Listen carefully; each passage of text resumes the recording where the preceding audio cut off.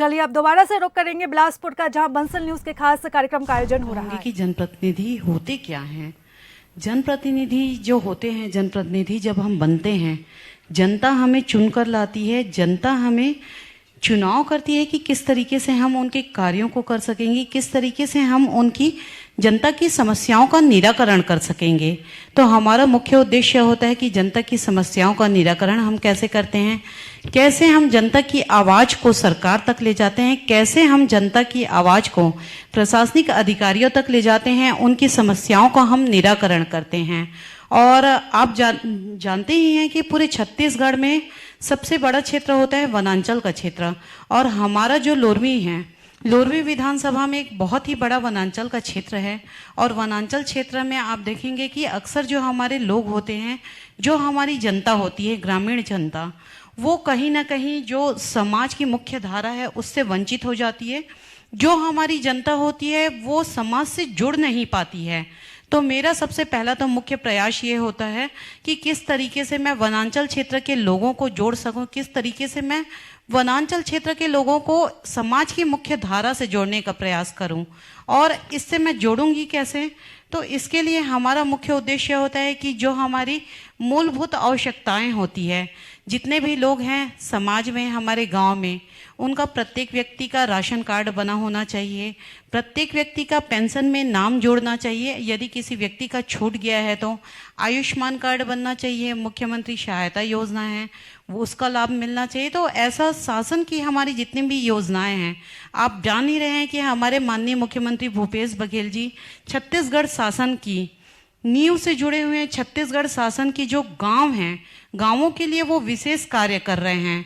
तो उनकी, हमारी माननीय मुख्यमंत्री जी की जो सरकारी योजनाएं हैं, उन योजनाओं को हम किस तरीके से जनता तक पहुंचाते हैं, किस तरीके से हम जनता तक उनकी योजनाओं को पहुंचाकर जनता को लाभ दिला सकते हैं, किस तरीके से हम हमारी जनता को सरकार से जोड़ सकते हैं, ये मेरा मुख्य उद्देश्य है।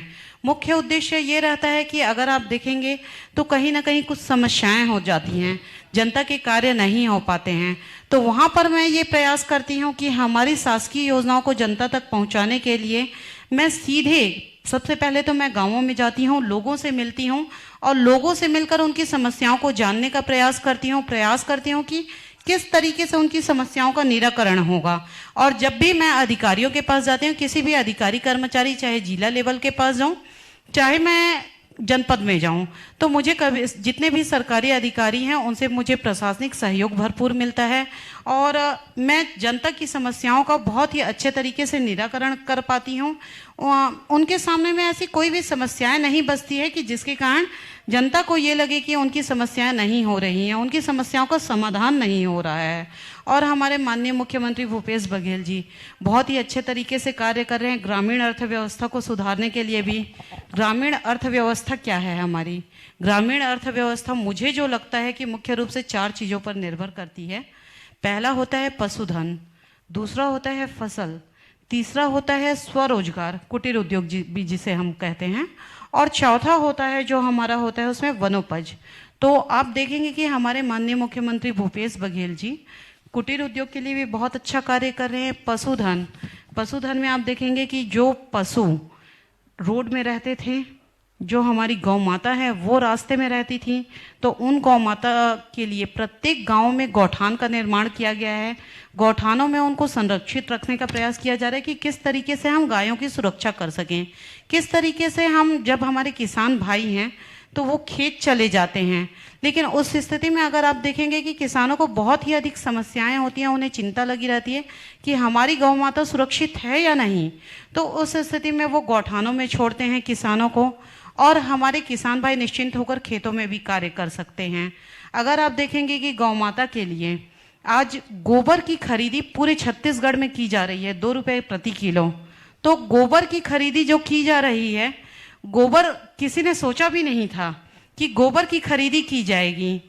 और देखेंगे तो जो भाजपा पार्टी है, भाजपा पार्टी धर्म के नाम की राजनीति करती है कि किस तरीके से वो एक गौ माता को, तो धर्म को हथियार बनाती है, लेकिन उसी गौ माता को पूरे छत्तीसगढ़ में नहीं बल्कि पूरे भारत देश में सम्मान दिलाने का काम किया है तो हमारे माननीय मुख्यमंत्री भूपेश बघेल जी ने। माननीय मुख्यमंत्री भूपेश बघेल जी जिस तरीके से कार्य कर रहे हैं, जिस तरीके से गौमूत्र भी आज खरीदा जा रहा है, अगर आप जाकर देखेंगे किसी भी वैद्य से पूछ लीजिए ग्रामीण लेवल में वैद्य राज जी बहुत अहम भूमिका निभाते हैं। तो अगर आप वैद्य राज से पूछते हैं ना कि गौमूत्र का महत्व क्या है, तो वो बोलेंगे कि सुबह उठकर सबसे पहले आप गौमूत्र पीजिए, तो इससे आपका स्वास्थ्य प्रभावित होगा। अगर आपको स्वास्थ्य के क्षेत्र में कोई भी समस्याएं हैं तो उन समस्याओं का निराकरण हो जाएगा। तो गौ माता को वास्तव सम्मान दिला रही है हमारी माननीय मुख्यमंत्री जी। आप देखेंगे कि वर्मी कंपोस्ट खाद बनाया जा रहा है गोबर से। वर्मी कंपोस्ट खाद का महत्व क्या है?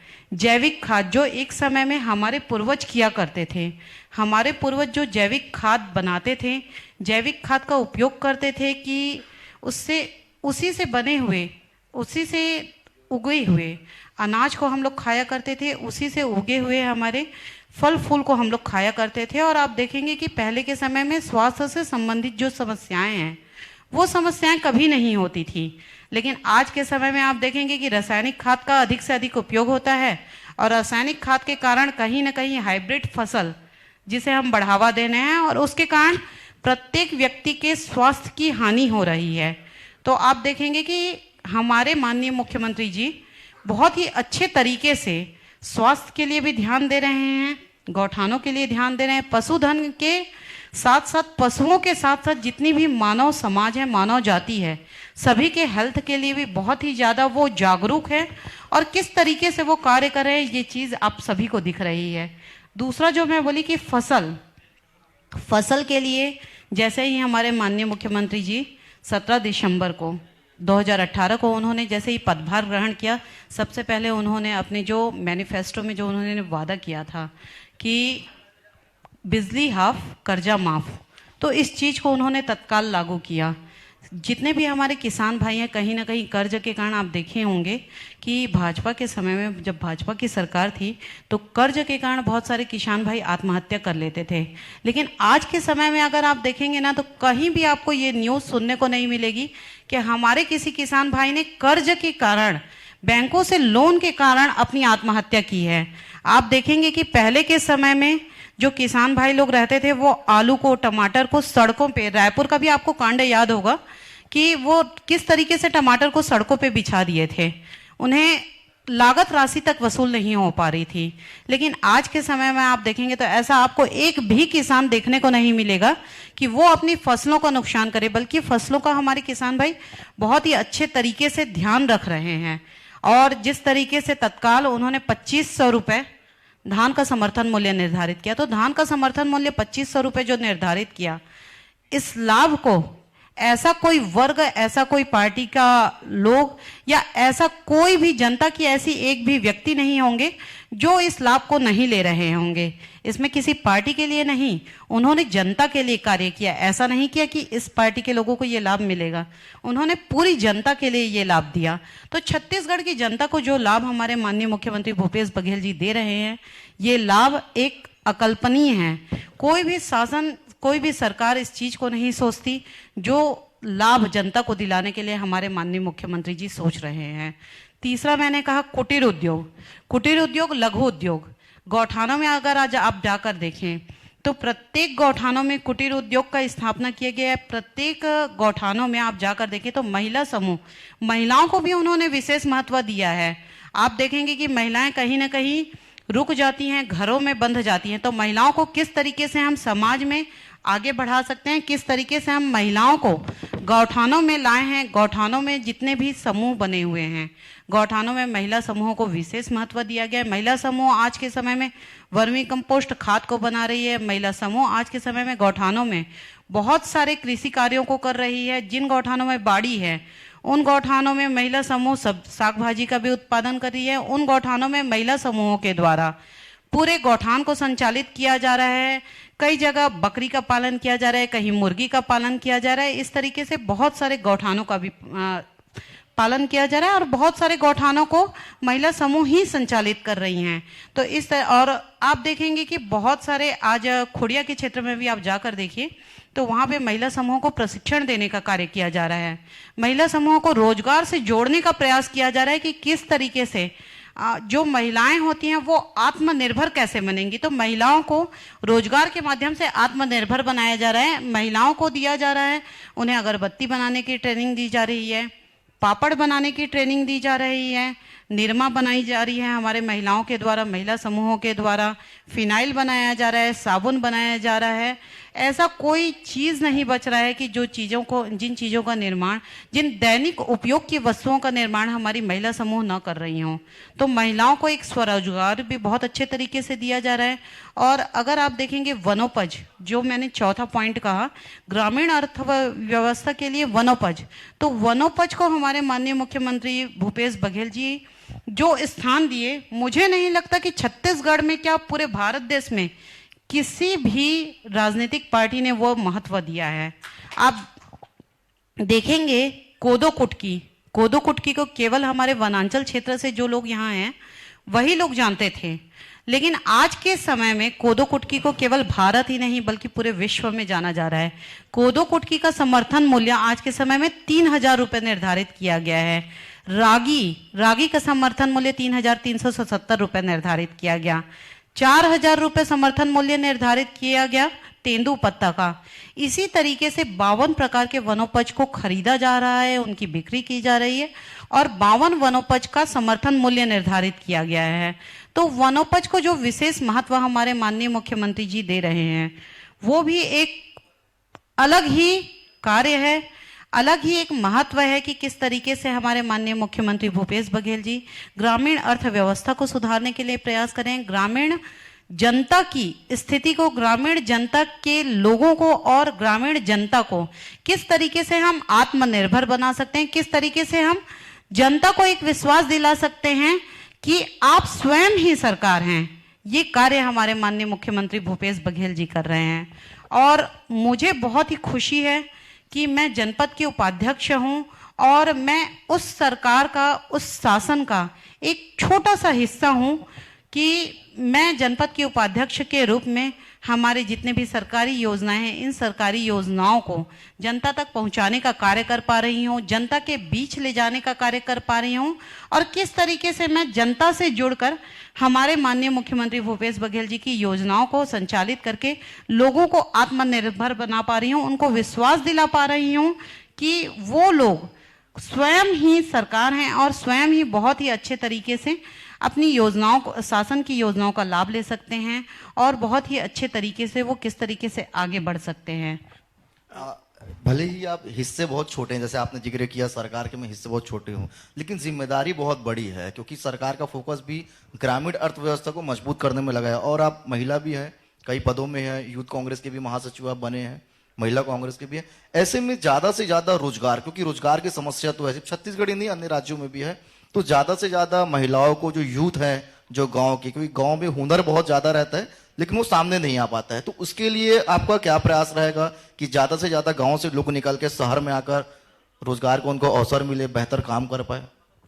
देखिए, आपने अभी बात की बेरोजगारी की और रोजगार की, तो मैं बताना चाहूंगी कि अभी कुछ समय पहले जो सर्वे हुआ था उसमें पूरे छत्तीसगढ़ का बेरोजगारी दर सबसे कम था, 0.04%।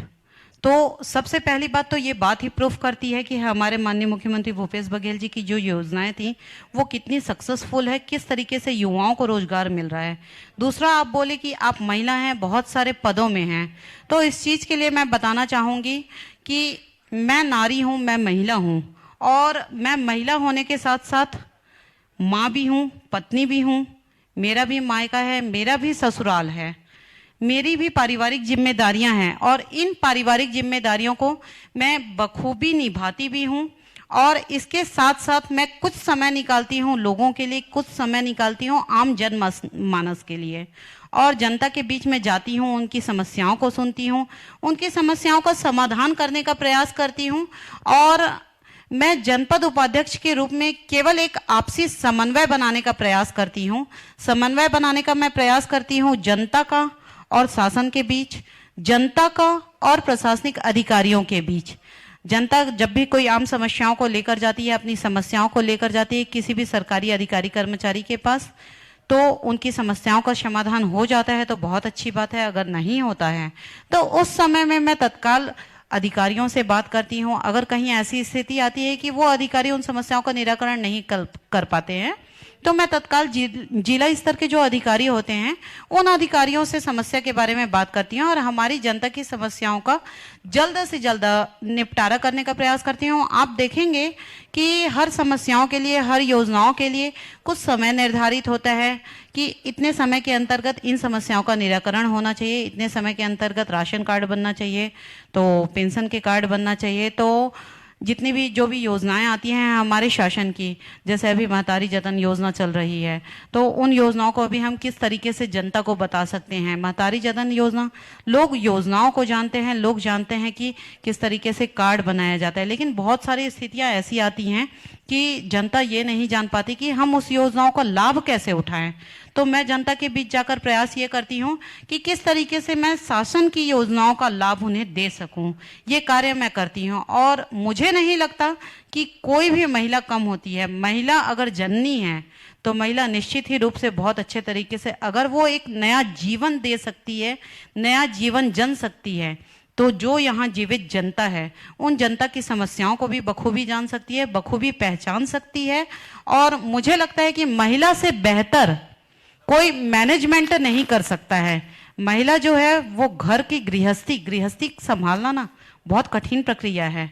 जब आप गृहस्थी में जाते हैं ना, तो गृहस्थी में जब आप माँ की भी जिम्मेदारी निभाते हैं, पत्नी की भी, बहू की भी, बेटी की भी, और जितने भी परिवार हैं हमारे, चाहे वो मायका पक्ष हो चाहे वो ससुराल पक्ष हो, हर जिम्मेदारियों को जब हम जिस तरीके से निभाते हैं, तो उस स्थिति में महिलाओं का जो मैनेजमेंट पावर होता है, किचन से लेके पूरे घर के बाहर तक, घर की चारों दिशाओं में अगर कहीं भी कुछ एक छोटा सा तिनका भी हिलता है ना, तो माँ अगर किचन में हो तो ऊपर छत में भी क्या बज रहा है वो माँ को पता हो जाता है, वो महिला को पता हो जाता है। तो महिलाओं का जो मैनेजमेंट पावर होता है, मुझे नहीं लगता कि संसार में ऐसा कोई भी व्यक्ति है कि महिलाओं से बेस्ट मैनेजमेंट पावर किसी और के पास हो। डॉक्टर साहब, एक सवाल आपसे मेरा ये था कि युवा जो हैं वो किसी भी क्षेत्र को चुनते हैं तो उनके में सबसे बड़ा एक चीज ये रहता है कि यदि जैसे पैरामेडिकल कोर्स चुन रहे हैं तो उसमें एडमिशन का क्राइटेरिया क्या होगा, क्वालिफिकेशन क्या होगा। और दूसरी बात एक जरूर रहती है कि यदि वो किसी में क्षेत्र में जाते हैं तो रोजगार उनके लिए सबसे बड़ी चुनौती रहती है, क्योंकि रोजगार को लेकर ही वो फील्ड में आना चाहते हैं। तो क्या कुछ पैरामेडिकल कोर्स में है, किस तरीके से एडमिशन लिया जा सकता है, क्या क्राइटेरिया रहते हैं? देखिए, पैरामेडिकल या कि अन्य जो भी हायर एजुकेशन है, तो सबसे जो अभिभावक होता है और जो बच्चा होता है उनके लिए एक बहुत बड़ी चुनौती रहती है, क्योंकि 12वीं के बाद ना उनके लिए एक अपना कैरियर से संबंधित क्षेत्र को चुनना रहता है।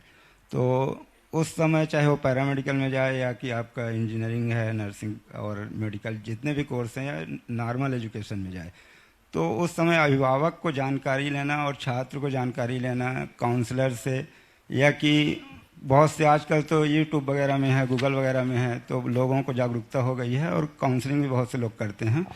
लेकिन बच्चे को अपने फ्यूचर को लेकर के एक बहुत बड़ा रहता है, क्योंकि 12वीं तक तो एक बेसिक अपना क्वालिफिकेशन रहता है कि हमें 12वीं तक पढ़ाई करना है। उसके बाद अपने वो फ्यूचर कैरियर को चुनना रहता है कि जिसमें हमें भविष्य बनाना रहता है। उस समय कॉलेज सही हो, कॉलेज का मान्यता हो, और उसका जो 12th है क्वालिफिकेशन किस क्षेत्र में वो जा सकता है। अगर वो मैथ्स ग्रुप है तो इंजीनियरिंग वगैरह में जाएगा, अगर बायो ग्रुप है तो वो मेडिकल में जाएगा। अब मेडिकल में जाने में बड़े कोर्स भी हैं, MBBS वगैरह भी है, आयुर्वेदा वगैरह भी है, पैरामेडिकल है, नर्सिंग है, सबके अलग अलग फीसेस हैं। तो पेरेंट्स को ये भी रहता है उसका बजट क्या है और बच्चे का किस स्तर का उसका एजुकेशन है। नीट वगैरह दे के वो MBBS मेडिकल कॉलेज में जा सकता है या फार्मेसी में जा सकता है। उसका बजट क्या है, उनमें फीसेस भी ज़्यादा हैं। अगर प्राइवेट कॉलेज मिलता है तो बहुत ज़्यादा है, गवर्नमेंट भी मिलता है तो उसमें भी एक फीस रहता है, उसका रहना खाना हर चीज़ स्टैंडर्ड मेंटेन करने में ज़्यादा आता है। तो जो अपने मिडिल क्लास फैमिली होती है वो पैरामेडिकल के क्षेत्र को ज़्यादा प्रेफरेंस देते हैं। अब पैरामेडिकल में भी क्या है कि जानकारी नहीं रहती है, बहुत से कॉलेज हैं पैरामेडिकल का। एक तो सबसे बड़ी समस्या यह है कि इसका सेंट्रल की काउंसिल नहीं है। हर राज्य में अलग तरीके से पैरामेडिकल कोर्स चल रहे हैं, कहीं 1 साल के हैं, कहीं 2 साल और 3 साल के बैचलर और डिप्लोमा भी है। तो राज्य स्तर में इसका संचालन होने की वजह से बहुत सारे कन्फ्यूजन रहते हैं। बच्चे को चाहिए बैचलर डिग्री लेकिन नहीं है उस राज्य में, उसको दूसरे राज्य में जाना पड़ता है। अब वो उस चीज़ों की कैसे जानकारी प्राप्त करेगा। तो सबसे पहला तो यह है कि जो कॉलेज में वो एडमिशन लेना चाहता है वहाँ का यूनिवर्सिटी क्या है, उसका परमिशन क्या है, मान्यता क्या है। उस कॉलेज में अगर पुराना कॉलेज है तो उससे में जो बच्चे पढ़ रहे हैं उनसे भी जानकारी ले सकते हैं और गूगल वगैरह में भी कर सकते हैं। इस तरह के जब अपना चुनाव करता है बच्चे तो सबसे पहले उसको मान्यता के बारे में तो जानकारी लेना बहुत ही ज़रूरी है, क्योंकि वो कोर्स करने के बाद उसका समय और पैसा दोनों वेस्ट जाता है अगर बिना जानकारी लिए कोई गलत जगह में एडमिशन ले लिया तो। अगर इसकी भी सेंट्रल में काउंसिल रहती तो पूरे ऑल इंडिया में एक जगह के कोर्स चलते और उसमें नॉलेज भी सभी को रहता कि किसी भी राज्य में पढ़ेगा। जैसे अन्य कोर्स है, फार्मेसी है या नर्सिंग है, उनका एक ही क्राइटेरिया है, एक ही मान्यता है, स्टेट गवर्नमेंट प्लस सेंट्रल। लेकिन पैरामेडिकल सिर्फ स्टेट गवर्नमेंट चलाता है। तो अभी पैरामेडिकल में तो इस टाइप का कुछ कोशिश नहीं है, ना सेंट्रल गवर्नमेंट का ना स्टेट गवर्नमेंट का। लेकिन जो भी है बच्चे को अपने जानकारी पूरा कॉलेज स्तर से और लोगों से लेना चाहिए। और इसमें जो पैरामेडिकल में छात्र एडमिशन लेगा उसके लिए 12वीं जीव विज्ञान होना चाहिए, PCB physics chemistry bio plus 50%। अगर इतना है तो पैरामेडिकल में डायरेक्ट एडमिशन ले सकता है। मेडिकल में एक पैरामेडिकल ही कोर्स ऐसा है जो विदाउट एंट्रेंस एग्जाम एडमिशन लेता है। बाकी सभी में आप भी सुने होंगे कि नीट होता है, प्री-पीएचडी होता है, फार्मेसी टेस्ट होता है, नर्सिंग का भी टेस्ट होता है। लेकिन पैरामेडिकल को अभी गवर्नमेंट डायरेक्ट एडमिशन के लिए रखा है। मेरिट से बच्चे को ले सकते हैं। अगर सीट आपके पास कम है, बच्चे ज़्यादा हैं, तो उनको आप 50% अबव में ज़्यादा मेरिट बना के भी ले सकते हैं। तो डायरेक्ट एडमिशन बच्चा इसमें ले सकता है। बात रही रोजगार की, तो कोर्स छोटा है, फीस कम है और इसकी समय अवधि भी कम है। और हॉस्पिटल में देखेंगे तो जहाँ एक डॉक्टर होंगे वहाँ पर 4 टेक्नीशियन, 6 टेक्नीशियन, असिस्टेंट ज़्यादा चाहिए। तो एक जगह में अगर एक डॉक्टर को 8 या 6 या 10 इस टाइप की स्टाफ चाहिए। एक हॉस्पिटल अगर हम मानते हैं कि 100 बेड है, वहाँ पर आपके पीजी डॉक्टर्स और यूजी डॉक्टर मिला के 20 या 30 डॉक्टर काम करते हैं, तो वहाँ 250-300 पैरामेडिकल स्टाफ चाहिए। तो रोज़गार भरपूर है इसमें, चाहे गवर्नमेंट का हो चाहे प्राइवेट का हो। गवर्नमेंट में अच्छी वैकेंसी निकल रही हैं, क्योंकि स्वास्थ्य तो सबसे पहला मुद्दा होता है। आदमी स्वस्थ होगा तो कुछ करेगा। तो स्वास्थ्य की वजह से इसको गवर्नमेंट पूरा स्वास्थ्य विभाग में पूरा ध्यान देती है। इसमें गवर्नमेंट प्लस प्राइवेट और अपना निजी भी बच्चा कर सकता है। कमर्शियल भी कोर्स रहता है, निजी लैब खोल सकता है और अपना हॉस्पिटल में भी जॉब कर सकता है। तो भरपूर रोजगार है, कोई दिक्कत नहीं है इसमें।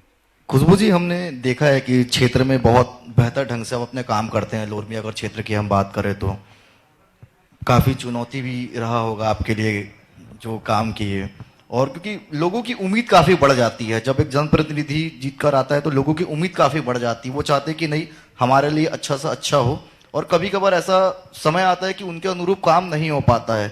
तो ऐसा कभी आपके साथ हुआ है कि किसी की नाराज़गी भी आपको उठानी पड़ी? कई लोग खुश भी होते हैं, कई लोग नाराज़ भी होते हैं। तो कितना चुनौती रहा अभी तक का आपका सफ़र? देखिए, आप जो बोल रहे हैं, सबसे पहले तो मैं बताना चाहूँगी चुनौती मुझे नहीं लगता कि मेरे सामने कभी भी कोई भी चुनौती रही है।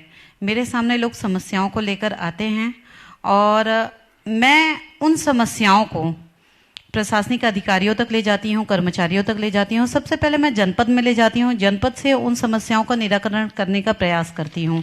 अगर कुछ समस्याएं होती भी हैं जो बच जाती हैं तो उन समस्याओं को मैं जिला लेवल में ले जाती हूँ और वहाँ से जिला प्रशासन मुंगेली का भी मैं बहुत धन्यवाद करना चाहूँगी कि जिला प्रशासन मुंगेली मुझे हमेशा सहयोग करते हैं। वहाँ के अधिकारी कर्मचारी और हमेशा साथ देते हैं और जनता की समस्याओं का निराकरण करते हैं। तो आज तक मुझे चुनौतियों का तो ज़्यादा सामना करना नहीं पड़ा है। और ये जो आप बोल रहे हैं कि कभी कभी होता है कि मैं फील्ड में कार्य करती हूँ, निश्चित ही मेरा कार्य अच्छा रहता है। कार्य अच्छा रहने का रीज़न यही है कि जो जोश होता है, जो जुनून होता है, मैं बचपन से ही कुछ ऐसे माहौल में रही हूँ, ग्रामीण लोगों के बीच में रही हूँ। वहीं मैं लोरमी की ही बेटी हूँ और लोरमी की ही बहू हूँ, तो जिसके कारण मुझे वहाँ के लोगों को समझने में कोई खास दिक्कत नहीं हुई।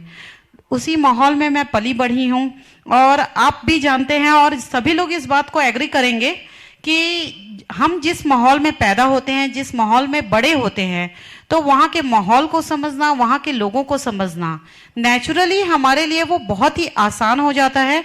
उसके लिए हमें कोई कठिन कार्य नहीं करना पड़ता।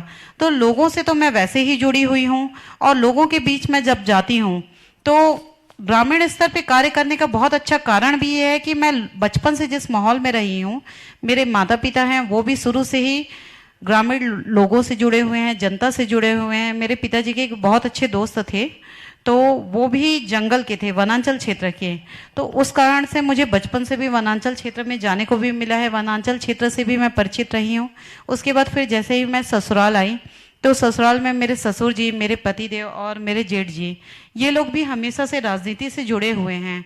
तो जब मैं शादी होकर यहाँ आई ना, तो मुझे हमेशा से ही एक राजनीतिक माहौल मिला और इन लोगों से हमेशा ही मुझे क्षेत्र के लोगों की समस्याओं को भी सुनने को मिला कि किस तरीके से समस्याएं होती हैं और किस तरीके से उन समस्याओं का हम निराकरण कर सकते हैं। तो मुझे पारिवारिक पृष्ठभूमि हमेशा से मिली, तो इसलिए मुझे कोई बहुत ज़्यादा संघर्ष नहीं करना पड़ा। और आप जो बोल रहे हैं कि जनता के बीच हम जब कार्य कराते हैं तो कई बार होता है कि जनता असंतुष्ट होती है। इसमें असंतुष्टता नहीं होती, मुझे नहीं लगता कि जनता असंतुष्ट होती है। जनता निश्चित ही हमें समझती है, हमारी समस्याओं को समझती है। और कई बार ऐसा होता है कि जनता की समस्याएं होती हैं, सीधी सी बात है, हमारे बीच भी जब समस्याएं आती है तो हम चाहते हैं कि कितनी जल्दी से जल्दी हम उन समस्याओं का निराकरण कर सकें। तो जितने भी लोग होते हैं सभी का प्रयास ये रहता है कि हमारी समस्या जल्द से जल्द निराकरण हो जाए, और हम लोग भी यही प्रयास करते हैं कि हमारी जनता की समस्याओं का निराकरण हो जाए। लेकिन कुछ आधिकारिक प्रक्रियाएं होती हैं, कुछ ऑफिशियल प्रोसेस होता है, जिसके कारण जब हम उस प्रक्रिया में जाते हैं तो कुछ एक निश्चित समय लगता है, तो उसके कारण टाइम हो जाता है। जनता को ये लगता है कि अधिकारी लोग घुमा रहे हैं और अधिकारियों को ये लगता है कि जनता हमारी समस्याओं को नहीं समझ पा रही कि किस तरीके से हमें स्टेप बाय स्टेप काम करना पड़ता है। तो मेरा प्रयास उस समय ये रहता है कि मैं वहां पर जनप्रतिनिधि बनकर, केवल उपाध्यक्ष ही नहीं, मैं वहां पर जनप्रतिनिधि बनकर जनता और अधिकारियों के बीच किस तरीके से आपसी समन्वय स्थापित करती हूँ, किस तरीके से मैं जनता को एग्री करती हूँ कि हाँ, ये प्रक्रिया में थोड़ा सा समय लगता है, कृपया आप समझिए। और अधिकारियों को बताती हूँ कि नहीं, हमारे इस भाई की, हमारे इस बहन की, हमारे इस दीदी की ये समस्याएं हैं, और वो जिन समस्याओं से जूझ रहा है, अगर आप ग्रामीण स्तर पर जाके देखें तो वो समस्याएं निश्चित ही थोड़ी चिंतनीय होती।